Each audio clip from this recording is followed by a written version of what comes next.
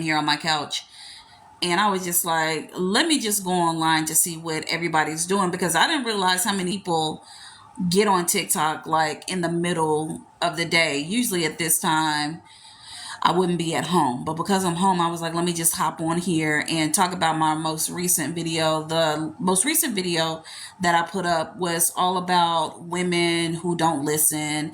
And that makes you hard headed. When you don't listen, what do you call? Like when your parent tells you to do something and you do the complete opposite, or you don't do nothing at all, you are completely hard headed. And so for women who are dating and who keep hitting a brick wall and a dead end with dating, and you keep continuing to date the wrong kind of guy, or you've led yourself to believe that all men are dogs. Usually you're the one that's the common denominator, right? So you have to question yourself as self, like, why do I keep having this dating experience, and what can I do better? Why is it that a lot of women, when you're dating and you're hitting this wall, why isn't it that you never think that maybe it's me? Literally, maybe it's me. Like when I was dating years and years ago, before I even became a life coach, and I life as a life coach, I was making all kind of dumb boneheaded mistakes. And me, I'm the queen of trying to evolve and grow and learn. So I'm always trying to figure things out. I'm like the troubleshoot queen. I'm the loophole, finding a loophole queen. So back when I was desperate to connect with a guy, back when I was thirsty for a guy's attention, back when I didn't value myself, didn't love myself, so I continued to go after dudes who didn't like me or who wanted to pick me up and put me down. And what I mean by that, if you've never heard me or heard me say that, when a guy picks you up and puts you down, that means he sees something nice and shiny on the shelf, you, and then he picks you up, does what he will with you. Of course, you're allowing him to with your consent, and then he put your butt back where you came from, and he keeps it moving. He doesn't keep you around. He doesn't make you a priority. He doesn't invest actual time and love in you. He actually just doesn't care. So if the woman that is watching this is you, and you're like, is she talking about me? Do I got a hard head? If you're questioning if you have a hard head, then this message is for you. There's no reason to continue to go another hour, another day, another year with a hard head when it comes to dating. It is a-okay for you to have flaws when it comes to your thinking and the way you date. What is not okay is for you to be delusional and thinking you're the total package, you're the prize. If he don't choose me, something wrong with him. Ain't nothing wrong with me. I'm good to go. That is toxic. That is a toxic characteristic for anyone to convince themselves that there is no room for improvement. And just because you need to improve doesn't mean you lacked the characteristics and qualities of a quality woman. So think back. Think back on like the last experiences you had. They could be situationships, relationships, dating. Just think back on the last three things you've had and think about it. Usually they all have something in common. Whether he's emotionally unavailable, he's a cheater, he's a liar, he's distant, he says one thing, does another. There's always a pattern. Every one of us has a pattern. My previous dating pattern used to be attracting guys who are emotionally unavailable. Why? Because I grew up and I was raised by an emotionally unavailable custodial parent. My other parent didn't live in the same state as me, so I would only see my dad in the summers. But my mother raised me. She's the one who poured good or not so good into me. So because there was an emotional disconnect there, what happens? Me as a child, I want to be loved like any other child would want to be loved. And I grew up not feeling that at all, quite feeling the opposite. So then when I grew up, I went after people, not including just dating situations. I'm talking about people who I wanted to be my friend. I went after the worst kind of guys, the emotionally disconnected and uninvested. And so what did I do? I got tired of attracting that, so fed up that I decided clearly there's something wrong there. What can I do differently? I didn't beat myself. Well, yes, I did. I'm not gonna lie. I did beat myself up about it because I was like, why are you so stupid? Why would you want that? But then if I turn it around, why would I beat myself up about wanting someone to just connect with me and make me a priority and like me? There's nothing wrong with that. That's what humans want. So don't beat yourself up about what you want, what you desire, the good energy you invested, and he then said he didn't want you, or his actions were rude, or he left you on red, or if he ghosted you.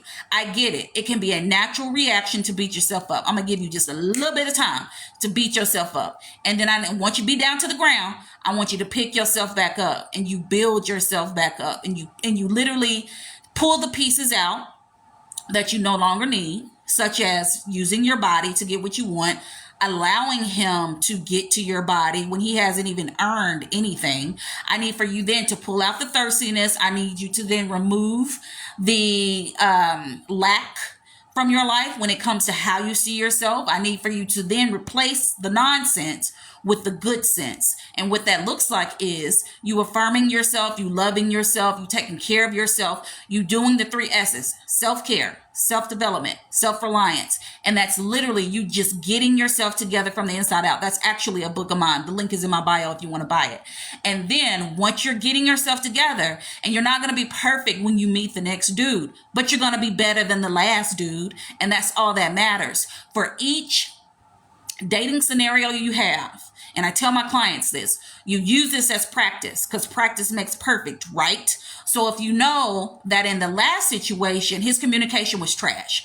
All he wanted to do was text you into an early grave. He was never available to talk on the phone, but you preferred to talk on the phone, but you tolerated it because you didn't know any better, and you didn't think that you could get better because you were scared that he was going to leave you. Well, he left you anyway. He left you on red long ago. So now moving forward to the next dating scenario, you're going to require him up front out the gate to talk to you every day. And if he can't, then you block his butt and you keep it moving. You got to start knocking these dudes down. You know how dudes knock women down in the bedroom? You got to start knocking their butts down. And from the gate, if he doesn't know how to communicate, if his communication is up, down, all around, if he can't answer a simple question, why are you continuing to tolerate that? And you need to quit tolerating any old thing. I always talk about dating and jobs because everybody can have a job, especially in this economy. You're not going to tolerate a job that hired you on Sunday to pay you $35 an hour. That's what you get paid. And then when you get your check 2 weeks later, you see that you're getting paid $15 an hour. What are you going to do? Are you going to show back up at work and just act like nothing happened and just mope around perhaps, or be a little standoffish with your boss to think just so they will then say, oh, it's probably because we paid her 15 instead of 35. We're going to give her that 35. Absolutely not. You're going to go straight to human resources and you're going to be like, look, what the fudge is going on here? I did not sign up to get paid $15. So why am I getting paid $15? Right? You would have a problem with it. Why? Because that's your money. And guess what else is your money? Your time. And guess what else you need to start acting like? Like your time is money, literally, like it's currency in your hand. Every time he send you that, what you doing? GM beautiful, that BS? Absolutely not. You need to nip it in the bud. If women would adopt the mindset, and this is why I say more women need to adopt the mindset of men, you need to start going in like boom, nailing his butt to the wall. Because if you don't, and that doesn't mean be rude or crude or ignorant, that just means call BS out when you see BS. Let me look in the comments. Y'all talking in the comments. Hi, somebody just said, hey girl, hey Tamara. So Ali said, I don't have a job. Well, you better get you one. And then Tamara, what about everyday communication and no plans for physical dates? That he don't want to date you.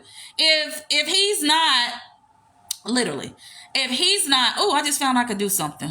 I'm not really good with this. I'm going to pin that with that. If he's not, number one, communicating with you every day, that means he doesn't see you as a priority. If he's not planning dates, that means he don't want to date you. He probably just want to do you, or he's just using you as something to do as the time goes on. So if a dude approaches you, if he approaches you, you meet the guy, right? You're attracted to him. He's attracted to you. You exchange numbers. He's respectful. And he says flat out I want to date you. Then within that first week, you should be on a date. And you shouldn't be on a house call. We already discussed that in my previous videos. There's no reason. There's no reason for it. But you definitely should be on that first date within that first week. Tamara, I need to speak with you privately. Please shoot me a DM, girlfriend. DM me right. I'm going to end this video in a few minutes. But you need to DM me. I got you. And so when it comes to dates, you definitely don't want to do the house calls. We know that, right? Nobody getting chopped up no more. We sick of it. We can't do that no more. It's scary out here in the field. So do yourself a favor. Don't go to dinner. I keep telling y'all, don't go to dinner. And a lot of y'all can be getting offended. If I'm telling y'all something, that means I've been doing this for 10 years. I've literally been online for 10 years doing this. Professionally, I started to do this in 2020. But before that, I was doing it anyway, just for free. But now, no, we don't work for free no more. But unless I come on here and talk like this. But I'm telling y'all, I was going to say something. I forgot where I was going. But when it comes to dating, and I tell y'all something, I'm not telling y'all just because I want to talk out the side of my neck or hear the own sound of my voice. I'm telling you because I know from my personal experiences, through my experiences, through the experiences of others. And I'm telling y'all, there's no reason to go through half of the things we're going through when we're dating if we just don't take a seat. Take what I call a pause for the cause, meaning date no one, have a dry phone for a little while. It all varies depending on you. Mine, I took my pause for a cause for maybe, it was like a year or two. I think it was around 2 years. And then I had to recalibrate. And as I was taking my pause for the cause, I was getting myself together mentally, spiritually, all that. It takes work. However, some people want to cut corners. Why would you want to cut corners with the experience of getting to know you, love you, preparing yourself, being the best version of yourself in that moment, because we're always evolving and getting better, but being the best version of yourself when you meet this guy? Why would you want to cut corners? Why would you want to meet a dude who isn't his best self? I mean, it's going to go up in flames. If he's not his best self, you half of your best self, it's just not going to work. Trust me when I say that. And doing the work doesn't have to be hard and unfun. You can make it fun. All right, Kiki. Wow, shit hit home for me. Was in a relationship with someone who never took me out. That ain't no. How is that a relationship? What did y'all do? What did y'all do all day? But didn't want me talking to other men. What? I mean, the things that these guys are doing, like that sounds. When you say that out loud, Kiki, and then Kiki, not only you, but other women, start saying it out loud. Like, for example, if I said to y'all got a man, I'm in a whole relationship. We've been together for 6 years. And then y'all in the comments will be like, oh, so where y'all going y'all last date? What do y'all do for date night? Girl, we don't go on no dates. So what do you do, boo? And then I would be looking crazy like, we don't go on no dates. So what does that even mean? Like, I don't know what's wrong with these dudes. But you know what? They'll do whatever the women tolerate. So your toleration need to come down to the ground. You don't tolerate none of that. Not no BS. You ain't tolerating BS, because the toleration level is through the sky. It's like beyond. It's like in outer space. But when it comes to a dude and what he won't tolerate, a dude won't tolerate your hair being curly when he want it straight. And he will definitely leave you. I ain't had nobody leave me over that, but I did date a guy for many years who did not like my hair like this. He just did not. And I'd done nothing to my hair, just got up and went. But he didn't like my hair in its natural state, because when he met me, I had a perm and it was bone straight. And then once I cut it all off and went from there, he did not, he was not, he was not about it. So you have to just get down to the bottom line is you got to work on yourself. And if you're unwilling, then you can't complain about the trash that you keep attracting. You can't complain about the men who aren't of quality men that you keep attracting. So until you start working on you, better won't come. I go back to a job, even though that one person said they don't have a job. I'll take it back to a job. On your job, you can't be CEO of a company or a manager at the company if you don't have any experience. Let's say you want this CEO position, but you've only worked as a hamburger flipper at McDonald's. And there ain't nothing wrong with that. A job is a job. But you cannot expect to jump from there to being a business manager or CEO, because it doesn't make any sense. Why? Because you need all that experience in between. So you can't jump into being a wife when you just only been his friends with benefits with every dude you done met. They only want you to be their friend with benefits. So you cannot go from that and then using what you got to just be his friends with benefits with ain't much, that means you don't require a lot. You don't have no real standards or boundaries or requirements. Because if every dude you done dated, I just use that word lightly, is your friends with benefits, how then do you jump to being a fiance and then being married? Like, it don't make sense. Like, what work? Like, what did you do? Who did you turn into? It doesn't make sense. And that's how delusional we be. We think we can just go from dating dudes and only attracting dudes who want to friend zone us and make us a friends with their benefit. But then all of a sudden we require a husband.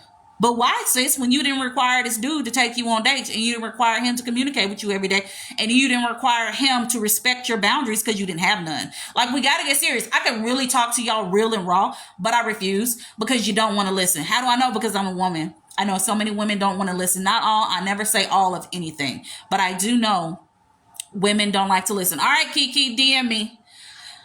All right. Well, I think that's about it. So what do y'all think? Let me know if you ever have a question about dating and communicating you want me to answer. I'll be glad to do this. I just hopped on here in the middle of the day because I was scrolling through TikTok and I was just like, why is everybody on TikTok in the middle of the day? So I said, let me get on here. So here I am. So outside of that, feel free to DM me. If you're one of those women that are getting the silent treatment for your guy, every time I talk about the silent treatment, you can go and look at the video right now. I think it has over 40,000 views. The silent treatment is killing y'all. His silence, the mute mouth man, is killing y'all. And that's why I wrote an ebook that you can download. Boom, just like that. It's 20 pages long. You can read it in an hour or less. And it's all about what to do about that man that continues to give you the silent treatment. The link is in my bio. Download it. If you want to work with me one-on-one, link is in my bio. MyMentor.life, Coach B. Wiley. If you want to follow me here, do that. You need more videos? I have hundreds of them on YouTube. Link is in my bio. Coach B. Wiley on everything. All right? Thank you for watching. Talk to you later.